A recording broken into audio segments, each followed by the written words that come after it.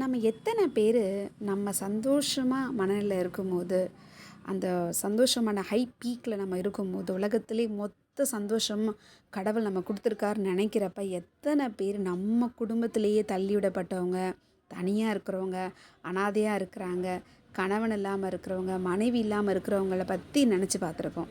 அது ரொம்ப ரொம்ப கஷ்டமான ஒரு சூழ்நிலை. நம்ம சந்தோஷமாக இருக்கும்போது நம்மளை நினைக்கவே நமக்கு டைம் இல்லாத போது, நம்ம எப்படி நம்ம குடும்பத்தில் தனியாக விடப்பட்டவங்கள நினச்சி கூட பார்க்கறதுக்கு டைம் நம்ம ஒதுக்க மாட்டோம் இல்லையா?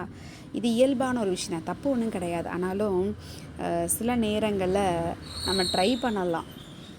நம்ம சந்தோஷமாக இருக்கும்போது நம்ம குடும்பத்திலேயே தனியாக இருப்பாங்க ஒருத்தவங்க, யார் கூடயும் பேச மாட்டாங்க, யார்கிட்டையும் ரொம்ப ஷேர் பண்ண மாட்டாங்க. அவங்கள்ட்ட நம்ம என்றைக்காவது ஒரு கால் பண்ணி எப்படி இருக்கீங்கன்னு மட்டும் கேட்டு பாருங்களேன். உங்கள்கிட்ட அன்றைக்கி அந்த மொத்த கதையுமே சொல்லுவாங்க. ஏன்னா அவங்க யாராவது நம்மக்கிட்ட பேச மாட்டாங்களா, கரிசனையாக இருக்க மாட்டாங்களான்னு ஏங்கிக்கிட்டு இருக்கவங்க தான் நம்ம குடும்பத்திலேயே ரொம்ப அதிகம்.